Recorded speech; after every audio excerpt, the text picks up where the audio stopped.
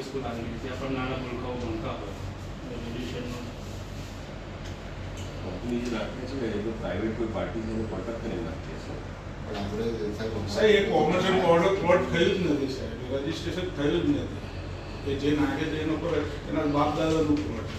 પણ એ જે વસ્તુ એ પણ કોમર્શિયલ તો ના રાખી શકે ને સાહેબ, રેસિડેન્શિયલ વિસ્તાર. હા.